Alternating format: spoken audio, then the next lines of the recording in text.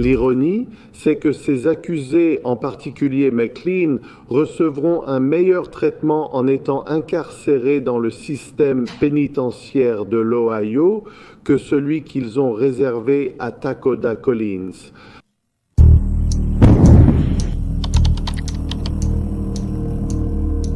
Salut, je m'appelle Cassie.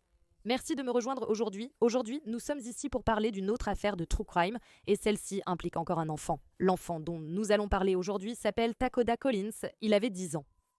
C'est un cas très extrême de maltraitance d'enfants, donc il va y avoir beaucoup de détails graphiques. S'il vous plaît, gardez cela à l'esprit pendant que nous avançons dans l'histoire. Au moment de sa mort, Takoda Collins était un petit garçon de 10 ans, doux, heureux et adorable. Il adorait la pêche et tout ce qui avait trait à Halloween. Mais avant de parler de Takoda et de ce qui lui est arrivé quand il avait 10 ans, nous allons revenir au tout début. Takoda est né le 18 décembre 2008 de Robin Collins et Almoa Tan McLean. Pour la majeure partie de cette histoire, nous l'appellerons simplement McLean. Il est né de ses deux parents dans le Wisconsin.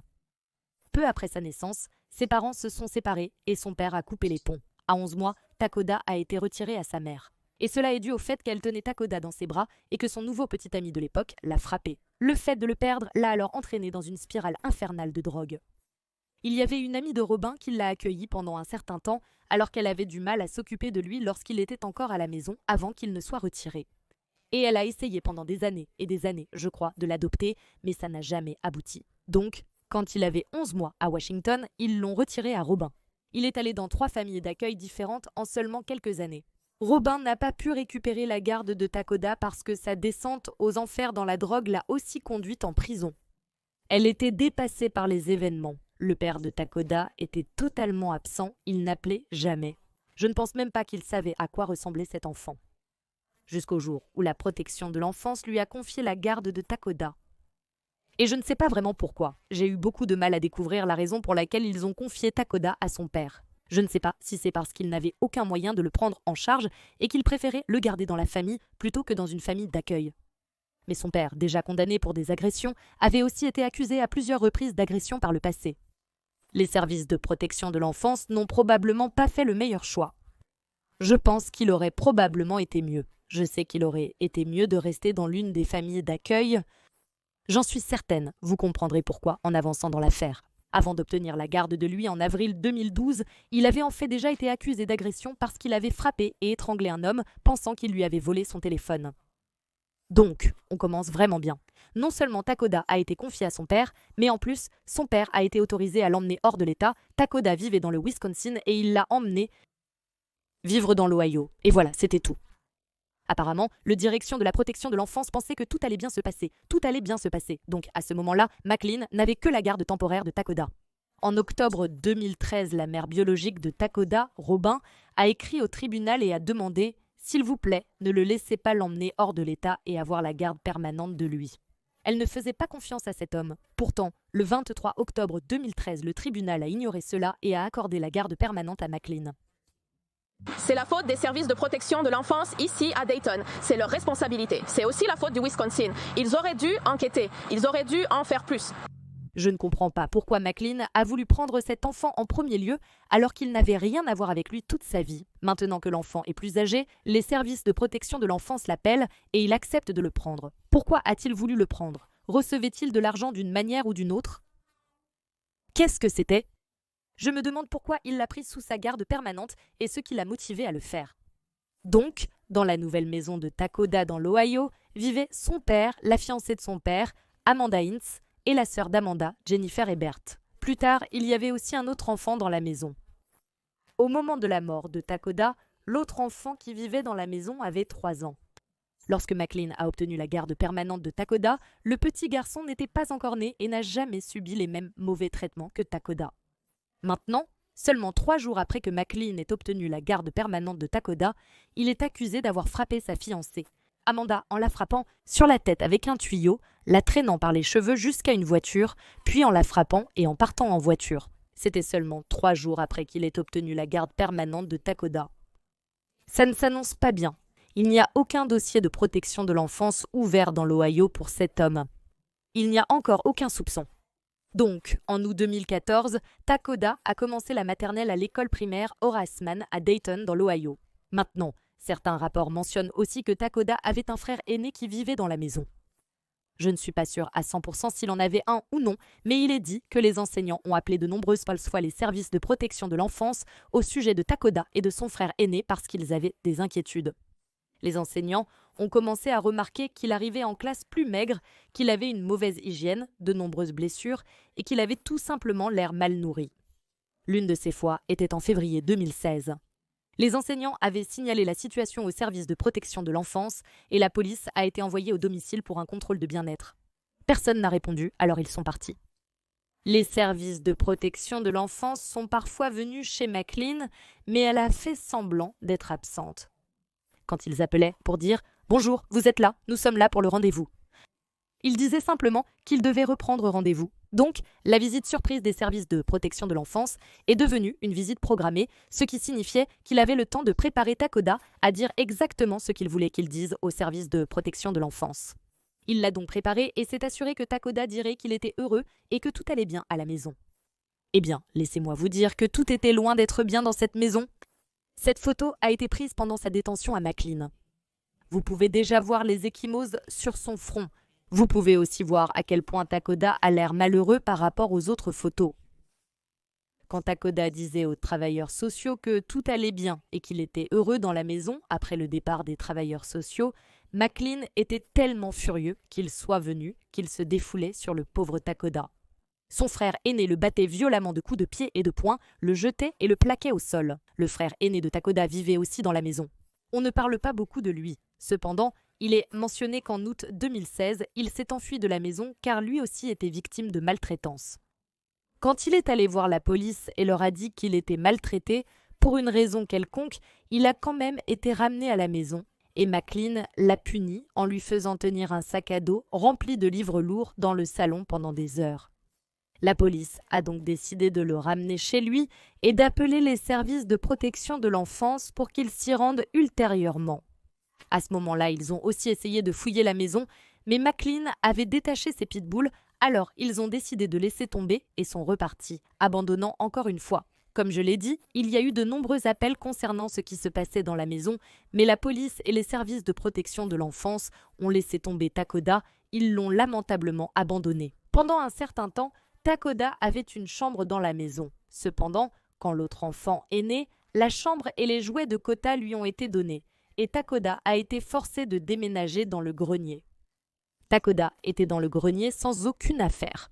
Donc, vers 2017, Takoda a commencé à aller à l'école et il sentait fortement l'urine et les excréments. Son hygiène dépassait les bornes, il empestait tellement que les enseignants l'ont remarqué. Ils ont alors essayé de l'aider. Il recevait des vêtements donnés. L'école avait une machine à laver et un sèche-linge pour qu'il puisse laver ses vêtements. Et l'infirmière scolaire a aussi essayé de l'aider parce qu'elle voyait qu'il avait des blessures et des bleus. Cependant, McLean ne voulait rien savoir de tout ça. Il ne voulait pas que quelqu'un aide Takoda parce qu'il voulait que Takoda souffre, il voulait abuser de ce garçon et il ne voulait que personne ne s'interpose.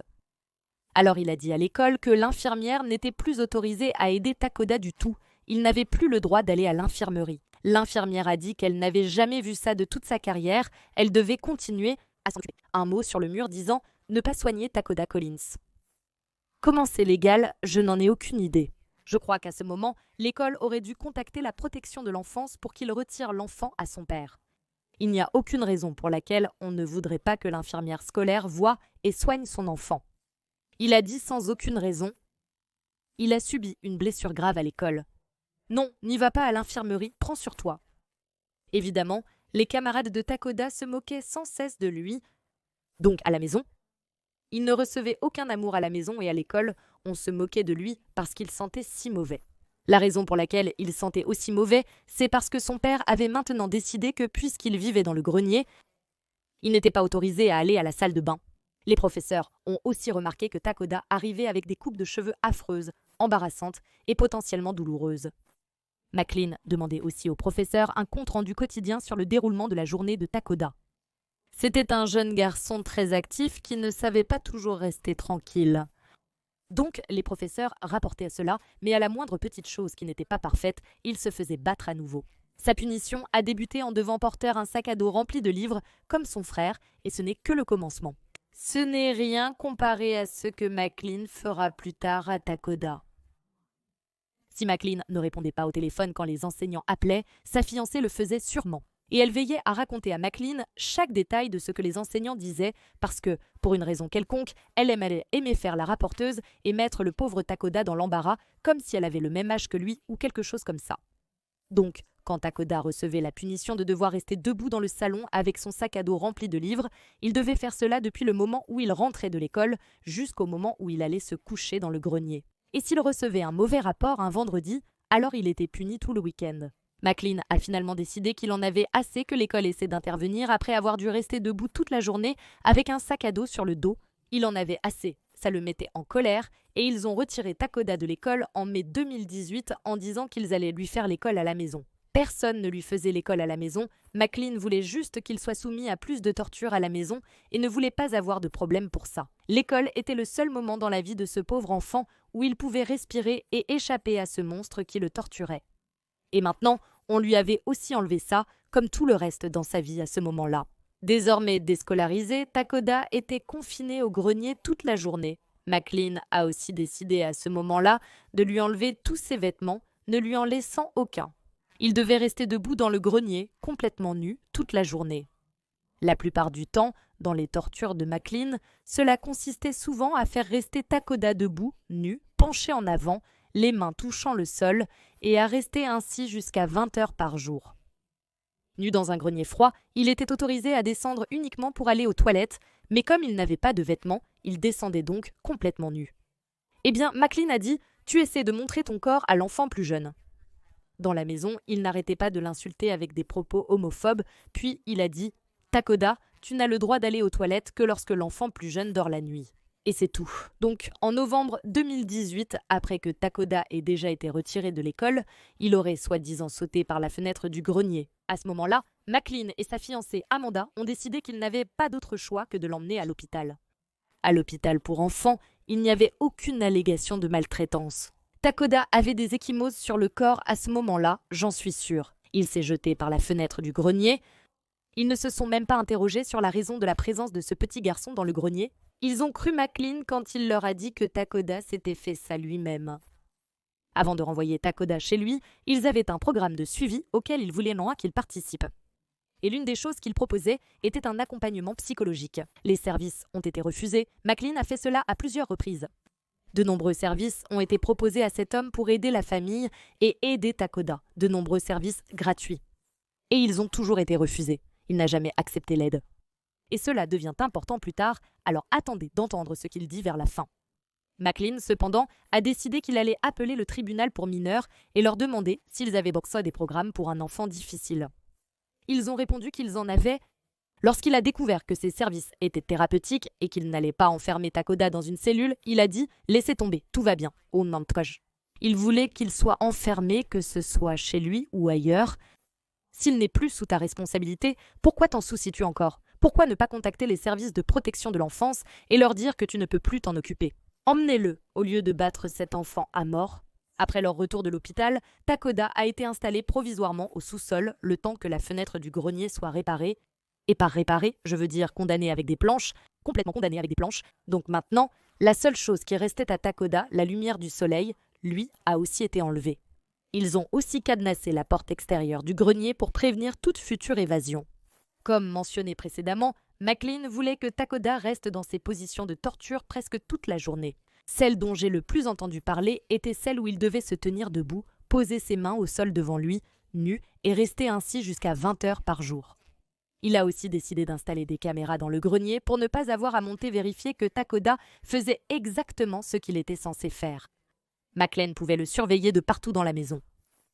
Takoda n'avait donc aucun espace pour respirer. Il était torturé et maltraité 24 heures sur 24 à ce stade. Il vivait en enfer. Un véritable enfer. Donc, si McLean n'était pas là parce qu'il travaillait, la sœur d'Amanda, Jennifer, était à la maison toute la journée. Elle ne travaillait pas et n'avait pas de voiture. Elle rapportait à McLean si le prisonnier sortait de ses positions de torture ou se comportait mal pour qu'il soit battu plus tard. Et Amanda faisait exactement la même chose quand elle était là et que McLean n'était pas disponible. Elle s'assurait de lui dire exactement ce que Takoda avait fait de mal pour qu'il puisse être battu plus tard. Elle semblait apprécier la souffrance de ce pauvre garçon. Les détectives ont en fait retrouvé un iPad dans la maison et dessus se trouvaient des centaines de photos de Takoda dans ses positions de torture. Des années de photos de Takoda dans ses positions de torture. Il a enduré cela pendant des années, des heures et des heures, chaque jour, c'est inimaginable. Comme Takoda n'avait pas le droit d'aller aux toilettes pendant la majeure partie de la journée et qu'il n'était autorisé à sortir que quelques heures la nuit, il a commencé à devoir aller aux toilettes à l'étage, dans le grenier. On ne lui donnait pas de seau ni rien, alors il urinait et déféquait simplement là-haut. N'importe où. Eh bien, McLean n'était pas content de cela, même si c'est lui qui l'avait mis dans cette situation dès le départ. À ce moment-là, McLean a décidé d'une nouvelle forme de torture pour le pauvre Takoda, le forcer à manger ses propres excréments. Il a dit à Takoda de manger les excréments. Takoda a refusé de le faire. Aucun être humain ne ferait ça si on le lui demandait. Eh bien, il l'a frappé. Takoda ne le faisait toujours pas. Alors ce que McLean a fait, c'est qu'il a mis un gant, ramassé les excréments et il les a enfoncés dans la bouche du pauvre Takoda et l'a forcé à les manger. Donc à partir de ce jour-là, Takoda a fait exactement cela. Il mangeait ses propres excréments parce qu'il savait que c'était ce que McLean attendait de lui, sinon il allait recevoir une correction encore pire. Après son arrestation, McLean a dit aux enquêteurs que Takoda avait agi de son plein gré. La veille du dernier jour de vie de Takoda, c'est-à-dire le 12 décembre 2019, McLean était sorti boire et était rentré chez lui dans une rage folle. Qui était la cible de sa rage? Takoda, bien sûr. Amanda a témoigné que cette nuit-là, elle s'était endormie sur le canapé mais avait été réveillée par les cris de Takoda qui disait « Non, s'il te plaît, arrête », comme lorsque son père le battait, et elle l'a vu lui donner des coups de poing dans le ventre. Et elle est retournée se coucher. Le lendemain matin, le 13 décembre 2019, Takoda avait extrêmement mal. Il avait des bleus partout. Alors, quand son père l'a appelé pour descendre utiliser la salle de bain avant que l'autre enfant ne se réveille, il s'est appuyé contre le mur et la rampe et descendait lentement parce qu'il avait tellement mal. Il ne pouvait que s'appuyer contre le mur et avancer lentement. Mais McLean s'est mise en colère parce que tout la mettait en colère. Takoda n'allait pas assez vite. Alors elle lui a asséné un violent coup de coude dans le dos, l'a saisie et l'a ramené de force au grenier. Dans le grenier, McLean a crié sur Takoda pour qu'il range son lit fait de chaises de jardin, un détail que j'avais oublié de mentionner. Là-haut dans le grenier, la seule chose que Takoda avait, c'était une vieille chaise de jardin sale et une bâche. C'était son lit et sa couverture quand il avait le droit de dormir. McLean lui a dit de ranger la chaise de jardin. Eh bien, Takoda n'a pas bougé assez vite. Une fois de plus, Takoda a été blessé à cause de ce que McLean lui avait fait la nuit précédente. Et bien sûr, McLean était de nouveau furieux à cause de ça. Alors il a décidé qu'il allait battre Takoda à nouveau. À ce moment-là, il a forcé Takoda à s'allonger sur le ventre, puis il s'est tenu debout sur le dos du garçon de 10 ans et a commencé à appuyer de tout son poids. À un moment donné, il a même levé les mains jusqu'au plafond pour pouvoir l'écraser encore plus. Après cela, McLean a décidé de redescendre et de simplement surveiller Takoda sur le moniteur. Cependant, tout le temps qu'il criait à l'étage, il l'appelait la fille à sa maman, lui donnait des prénoms de filles et utilisait des insultes homophobes. Sans aucune raison particulière, McLean a décidé qu'elle allait remonter et punir Takoda davantage. L'une de ses méthodes parentales qu'elle utilisait souvent était d'appliquer de la sauce piquante sur son rectum, ce qu'elle allait faire cette fois-ci. Elle reconnaissait volontiers utiliser cette méthode parentale car Takoda était ingérable. Comme si c'était normal. Ensuite, elle a décidé de bousculer Takoda un peu plus, puis l'a saisie par l'oreille et l'a traînée en bas jusqu'à la salle de bain. Une fois dans la salle de bain, McLean lui a dit d'enlever son short pour le nettoyer car il était sale. Et encore une fois, pour la 3e fois, Takoda n'allait pas assez vite pour McLean. Alors il l'a attrapé, l'a forcé sous l'eau et lui a dit qu'il allait le noyer. Amanda dit qu'elle a entendu Takoda s'agiter dans l'eau et halter pour reprendre son souffle, mais encore une fois, elle n'a rien fait. Takoda a été remonté à l'étage une ultime fois. Amanda a regardé le moniteur et a vu Takoda allongé sur sa chaise de jardin dans le grenier à l'étage. Elle a aussi vu McLean debout derrière lui faisant un mouvement répétitif avec son bras. Elle a pensé qu'il refaisait simplement la technique de la sauce piquante. Cependant, elle s'est rendue compte plus tard que ce que McLean faisait réellement, c'était sodomiser l'enfant avec un pied de chaise cassé. Il est descendu et il l'a jeté derrière la commode après avoir terminé, et c'est à ce moment-là qu'Amanda a compris ce qui s'était passé. Pauvre Takoda, c'était tout ce que son corps pouvait supporter. Il a rendu ses derniers souffles. McLean a ensuite témoigné qu'il l'avait descendu dans la baignoire et l'avait lavé. Il dit que la blessure qu'il a causée avec le pied de la chaise n'était pas si grave, c'était juste un peu bleu et enflé. L'autopsie a révélé plus tard que cela était très loin de la vérité. McLean a également essayé de dire plus tard à la police que Takoda s'était lui-même enfoncé le pied de la chaise et que McLean avait dû lutter avec lui pour le retirer, et quand il l'a fait, il l'a arraché et du sang a jailli. C'est absolument horrible et dégoûtant, et le fait qu'il pense pouvoir blâmer Takoda pour tout cela en prétendant qu'il s'est infligé tout ça lui-même est complètement insensé. McLean a finalement réalisé que Takoda ne répondait plus. Il n'allait pas pouvoir le réveiller pour une autre série de coups. Alors, il a appelé le 911. L'appel au 911 est très troublant. On peut voir qu'il n'est pas du tout bouleversé. Il commence même à avoir des hauts le cœur quand l'opératrice du 911 lui demande d'aller faire un massage cardiaque à Takoda. Il commence à avoir des hauts le cœur et dit « Ça sent comme si quelque chose pourrissait là-dedans », en parlant de l'intérieur du corps de Takoda. Il a aussi insisté auprès de l'opératrice du 911 sur le fait que Takoda était un enfant difficile et qu'il était toujours dur à gérer, au lieu de se concentrer sur le fait que Takoda ne respirait pas. Il a profité de ce moment pour raconter tout ça à l'opératrice. Je vais mettre ici l'appel au 911. Il est un peu long, donc vous pouvez passer certains passages, mais je voulais vraiment que vous puissiez l'entendre parce que c'est incroyable à quel point il montre si peu de remords et si peu d'attention pour cet enfant, et il ne fait rien pour le cacher, ni aux opérateurs du 911, ni à la police. Effectivement, mon fils ne réagit pas. Attendez. Quelle est votre adresse? Je suis désolé, qu'est-ce que c'était? Quelle est l'adresse où il se trouve? L'adresse est 1934, avenue Kensington. 1934 avenue Kensington. Vous avez dit que votre fils ne répond pas? Oui. Quel âge a-t-il? C'est un enfant avec beaucoup de problèmes médicaux. Alors, ce que vous faites, c'est... Quel âge a-t-il? Il a 11 ans. Il aura 12 ans dans 3 jours. Et quand vous dites qu'il ne répond pas, est-ce qu'il respire? Oui, mais à peine. Je veux dire, il a une couleur de peau.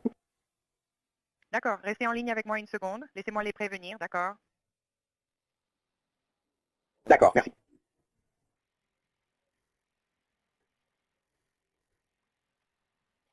Respiration.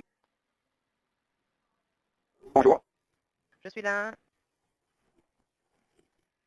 Non, je parle à mon enfant. Pas de problème, je voulais juste m'en assurer. Je reste là.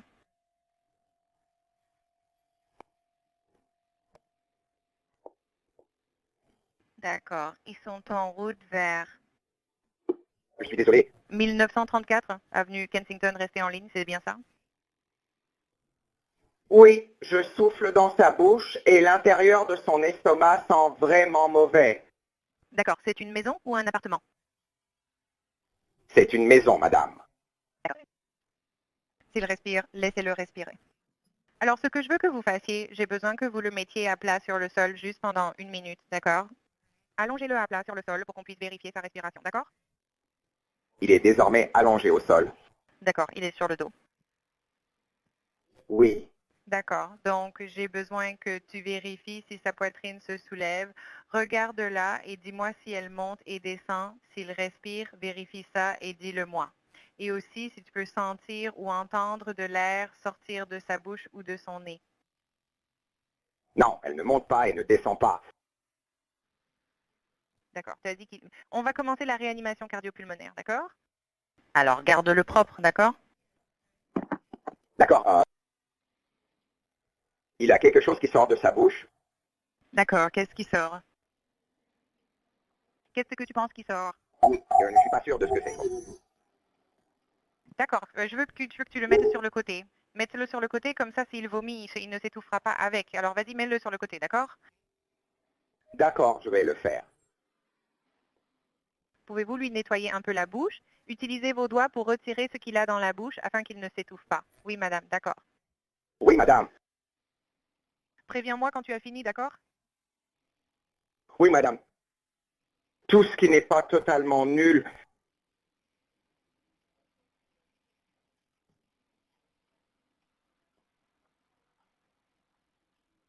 Vous en avez beaucoup dans les voies respiratoires. D'accord, je comprends. Vous avez dit qu'il avait des antécédents médicaux. Quel genre d'antécédents médicaux a-t-il?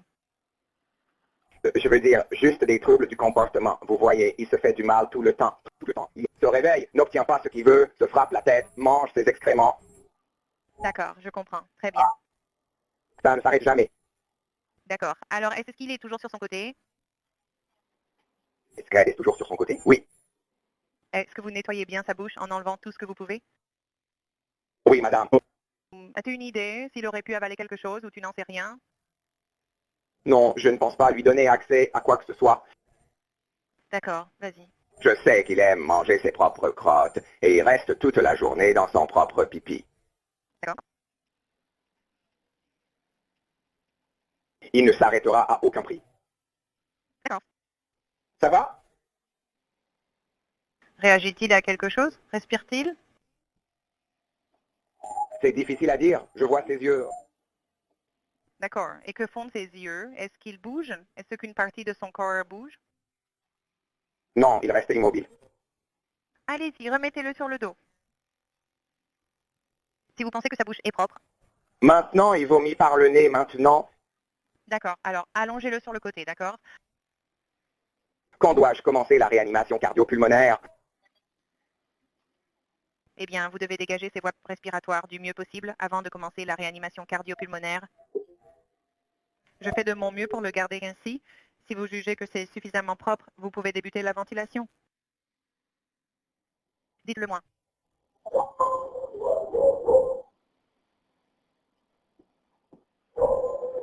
Y a-t-il quelqu'un d'autre avec vous, monsieur?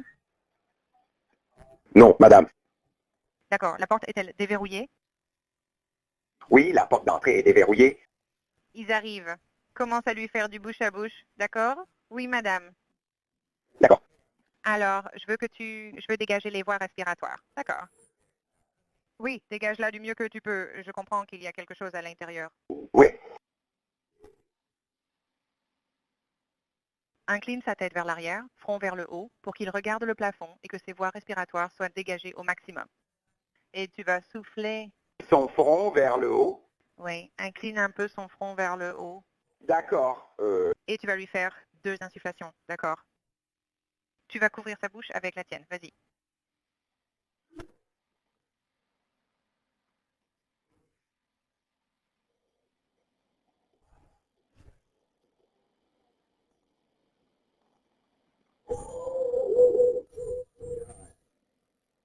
D'accord. Et dis-moi si tu vois quelque chose. Quoi que ce soit de différent. S'il a respiré comme son entrejambe, sa poitrine. Et sa poitrine. Non, madame. D'accord. Alors, vous allez continuer à lui faire du bouche à bouche. Nous allons faire des compressions thoraciques. D'accord? Donc, vous allez placer vos 2 mains entre son sternum et vous allez appuyer fort et rapidement. D'accord? Oui, madame.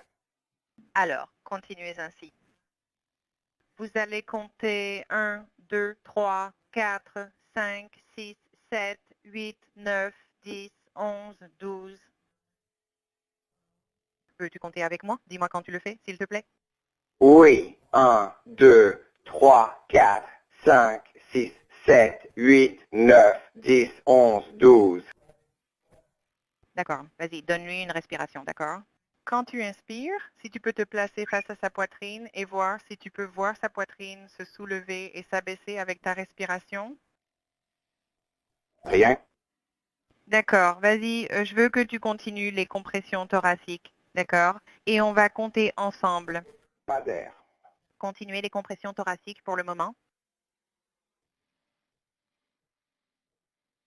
5, 6, 7, compte avec moi, 8, 9. 9. 10. 1, 2, 3, 4, 5, 6, 7, 8, 9, 10. Ground beacon. 1, 2, 3, 4, 5, 6, 7, 8, 9, 10. D'accord, tu fais du bon travail. L'ambulance à ça maintenant. D'accord, vas-y, et ouvre la porte pour moi.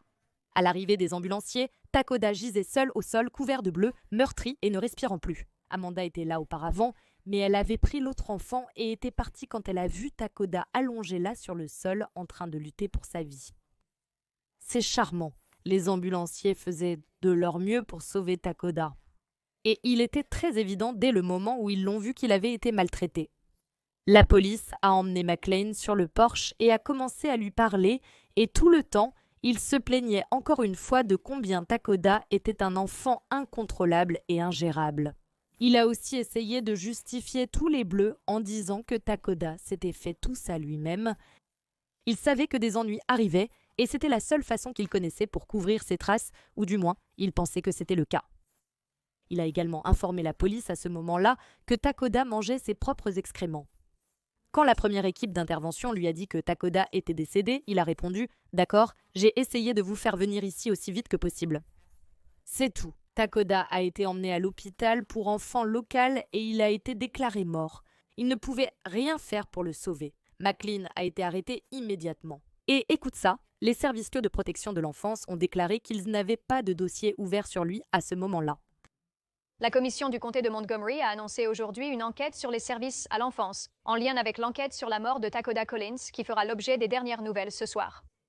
Adam Wright, journaliste de 2 News, est en direct de la rédaction avec les dernières informations. Depuis des semaines, notre équipe demande des interviews ou des commentaires aux services à l'enfance, alors que nous avons découvert plus d'une douzaine de cas où des personnes ont signalé des inquiétudes concernant des abus sur Takoda Collins. Le comté a annoncé un examen interne lancé plus tôt ce mois-ci.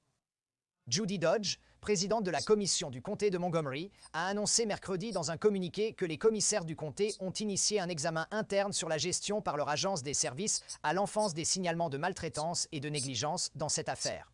Takoda Collins a été déclaré mort le 13 décembre. Son père Al-Mutahan McLean, sa petite amie Amanda Innes et sa sœur Jennifer Ebert sont accusés de sévices extrêmes. L'examen du comté, dirigé par l'administrateur Michael Colbert, a débuté le 2 janvier.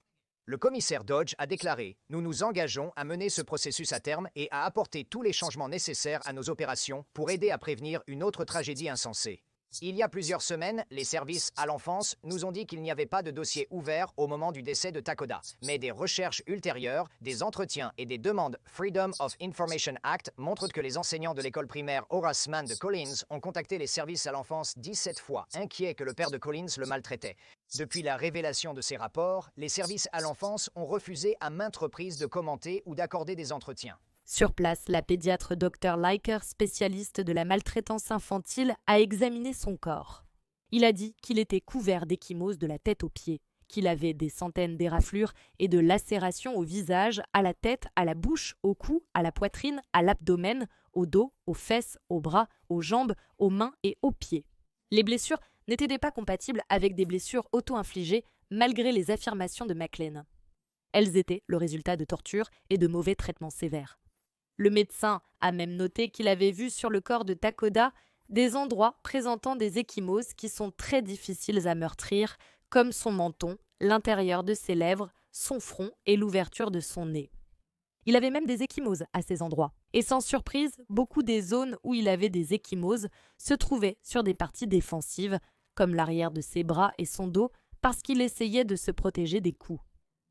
Et aussi mauvais que l'extérieur du pauvre petit corps de Takoda ait pu paraître, l'intérieur était encore pire. Cela montrait l'étendue de ce qu'il avait enduré, avec des ecchymoses profondes sur toute sa tête. Il y avait de profondes ecchymoses internes à son estomac. Son dos et ses fesses présentaient également de profondes ecchymoses internes. Il avait un œdème pulmonaire sévère, c'est-à-dire un excès de liquide dans les poumons dû à une immersion dans l'eau.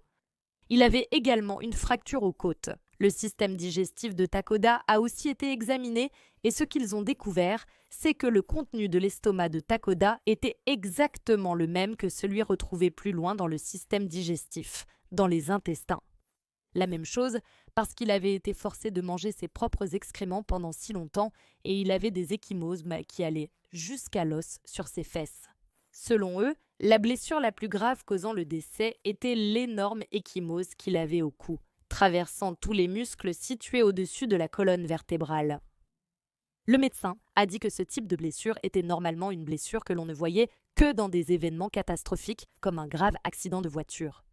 La cause du décès de Takoda Collins, 10 ans, était un traumatisme contondant combiné à une asphyxie compressive et une submersion dans l'eau. Comme je l'ai dit, McLean a été arrêté le jour du décès de Takoda et les 2 femmes qui vivaient dans la maison ont été arrêtées plus tard, le 20 décembre 2019. Jennifer et Amanda étaient complètement complices de tous les abus infligés à Takoda. Elles n'ont jamais rien fait pour l'arrêter et allaient même jusqu'à dire à McLean quand il aurait soi-disant mal agi, espérant que McLean le batte davantage. Pourquoi ne lui disait-elle pas? Craignait-elle d'être battue elle-même ou était-elle juste horrible? Je penche pour la deuxième option. Jennifer et McLean ont toutes les 2 tout mis sur le dos de Takoda, même après qu'il ne soit plus là. Avant son arrestation, le 20, Jennifer a rendu visite à McLean en prison où elles ont eu une conversation. Dans cette conversation, elles n'ont montré absolument aucun remords. Elles se sont assises et ont dit « Nous avons fait tout ce que nous pouvions, qu'aurions-nous pu faire de plus ?» Elles ont reçu tellement de ressources et elles les ont refusées à chaque fois. Que voulez-vous dire par « Vous avez fait tout ce que vous pouviez » ?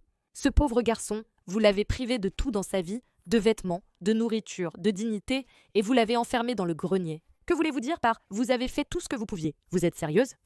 Elles se réconfortaient mutuellement et se disaient que tout ce qu'elles avaient fait à Takoda était nécessaire parce qu'il était tout simplement incontrôlable. Elles sont complètement dans le déni. Pendant leur visite, elles se sont aussi plaintes de la mauvaise odeur de Takoda et de la puanteur du grenier due aux sévices qu'elles lui avaient infligés. Le garçon était déjà mort par leur faute, mais elles se plaignaient encore de lui. Elles ont aussi essayé de se convaincre que Takoda n'était pas si gravement blessé et qu'il avait probablement juste eu une crise cardiaque. Athènes, elles étaient indignées que la police se concentre sur McLean et le fasse passer pour un mauvais père. Mais ne t'inquiète pas, Jennifer l'a réconforté et lui a dit que tu es un bon père et une bonne personne. Elles se sont même dit, ainsi qu'à la police, que si Takoda était là, ils prendraient leur défense. Amanda était tellement déterminée à faire sortir McLean de prison qu'à un moment donné, elle a lancé une cagnotte GoFundMe au nom de Takoda pour faire sortir cet homme de prison. Ces personnes sont tellement malades que même après avoir battu cet enfant à mort, elles ne mettent toujours pas fin à cette folie. Tout tourne toujours autour d'eux. Finalement, McLean a été inculpé. Il a été inculpé de 3 chefs de mise en danger d'enfants, d'un chef de viol, d'un chef de meurtre et d'un chef d'enlèvement.